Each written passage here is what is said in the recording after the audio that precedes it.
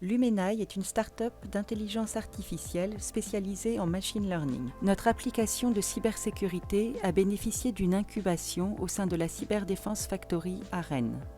Aujourd'hui, nous avons rejoint le pôle d'excellence cyber et nous faisons partie des lauréats de l'opération Inaval 2022. Découvrez maintenant notre solution technique. L'algorithme de Lumenaille est un algorithme qui travaille sur les graphes, plus particulièrement sur la partition du graphe en communautés. Les communautés sont comparées à l'aide de la modularité, telle qu'affichée à l'écran. On entre alors dans une logique d'optimisation de la modularité. Par exemple, pour le graphe affiché à l'écran, la modularité vaut 54 sur 26 au carré. Si on change le nœud orange en nœud rose, on obtient 68 sur 26 au carré. Si on change le dernier nœud orange en nœud rose, on obtient 132 sur 26 au carré. Cette partition est considérée comme étant meilleure pour le graphe, étant donné que sa modularité a augmenté.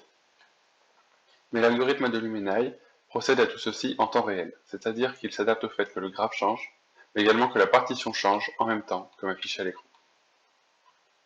Comment ça marche? Elle est de 3 ingrédients.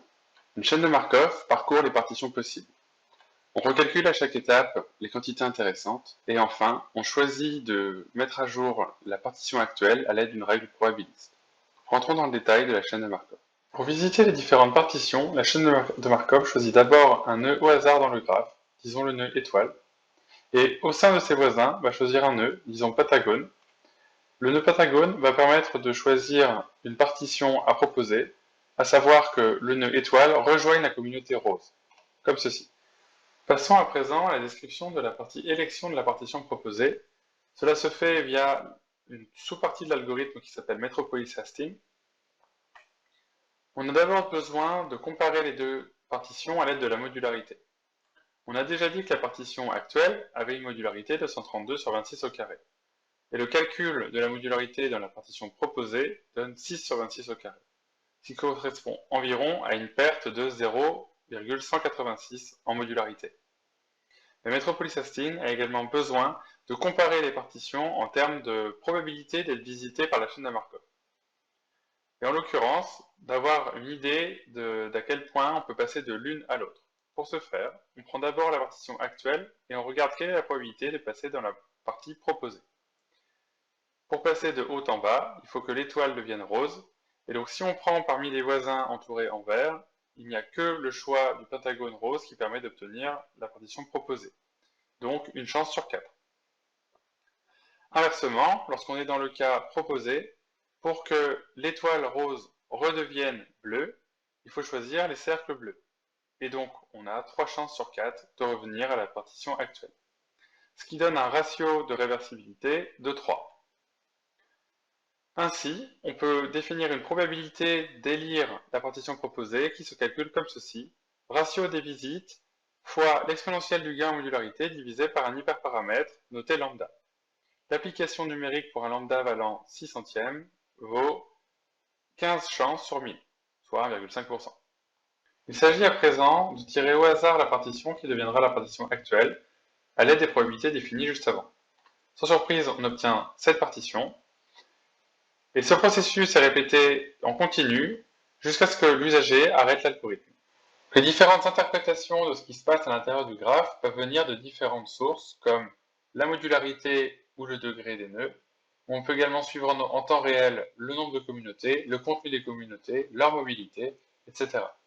Le nombre de caractéristiques à suivre dépend du souhait de l'usager et n'est pas dicté a priori par l'algorithme.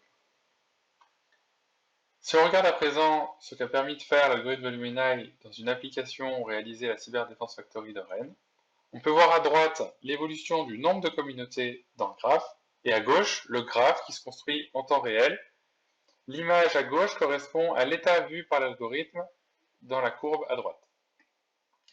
La tendance du nombre de communautés est à la hausse. Cette zone-là est vide dans le graphe et va se remplir. Rien ne dit a priori que ce fait est malveillant, mais l'anomalie graphique ici sur le nombre de communautés laisse entendre qu'il y a une activité suspecte à éclaircir. En effet, la recherche des causes a montré que c'était dû à une attaque. Notre solution, nommée Lady of the Lake, est une chaîne de traitement qui exploite en temps réel les données issues de plusieurs sources, log system, log réseau par exemple. Ces données sont traitées instantanément par l'API Lady of the Lake. Notre solution permet ainsi de monitorer l'état d'un système informatique à l'instant T et de détecter d'éventuels événements malveillants qui seraient synonymes d'une intrusion dans le système. Voyons ensemble plus en détail le fonctionnement de l'API Lady of the Lake. Notre API a été implémentée en Python et Go pour notre cœur de calcul nommé GraphClass. L'utilisation de Kibana et d'Elasticsearch permet de stocker d'une part les résultats dans une base de données de type NoSQL Elasticsearch et de créer des dashboards personnalisables à l'infini d'une façon très intuitive en utilisant l'interface Kibana.